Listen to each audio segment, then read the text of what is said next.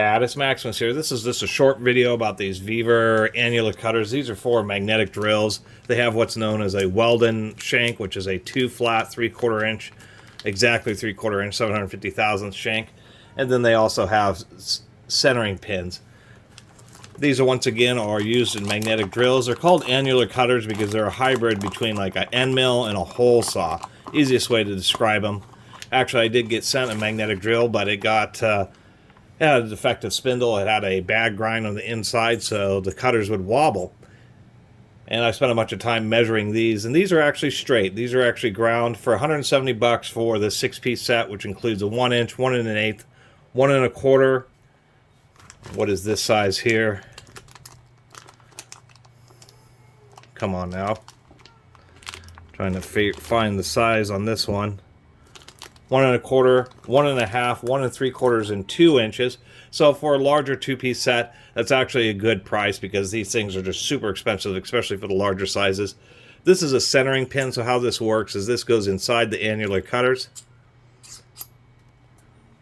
You line the magnetic drill with the spot that you have, and that's the tip. And then inside the spindle, there's actually a spring-loaded mechanism, so as you drill, these are machined pretty well. I'll have to give them that. They did grind them. Even the centering pin is just, you know, if you held onto this or the pin until it got hot, it'd probably get stuck. Anyway, as you drill, there's a spring, so the pin actually retracts. And ones that have oil feed, the oil kind of runs down through that flat. That's why they have a flat. It's for oil to get through on oil-fed or coolant-fed ones. As you can see, these have what's a multi-chip design, so they have a big flat and then a chamfered. And that's essentially what they are. They have a little bit of a lip there so the plug doesn't get caught up inside it. And then this being spring-loaded, once you make the cut all the way through the piece of steel, this will punch the plug out of the center of the cutter. Anyway, I said I would make a little video about them just because, you know, I was real disappointed about the magnetic drill having a spindle and having the cutters wobble around. But after spending time measuring the cutters and finding that they were ground straight, I figured I'd at least make a video about the cutters, talking about them.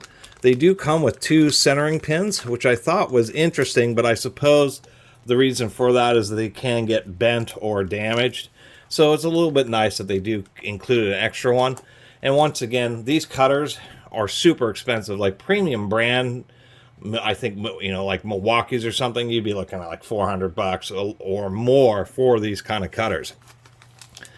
Anyway, that's all they really are. Technically, you could use them in like a 3/4 inch drill. I have a 3/4 inch drill, but what you would need to do, or in my case, to even use them as like heavy duty hole saws, is I would need to essentially drill a pilot hole that was the size of this, the centering pin, and then use that to line the cutter. The deal with magnetic drills is they're like a drill press, so they actually drill holes pretty straight, so they wouldn't be as straight using them by hand, but it would be a way to drill a hole that's quite large.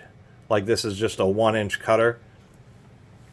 Not a lot else to say. I mean, they do have a good grind.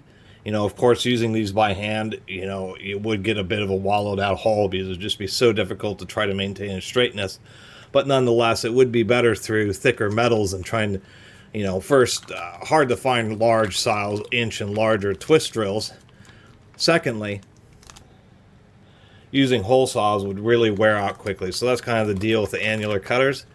And even though I can't even demonstrate them, at least I figured I'd still make the video about the cutters. That's all I gotta say about them. Really appreciate everybody who's been watching and subscribing, and if you haven't subscribed, please do. Till next time, Catus, Maximus out.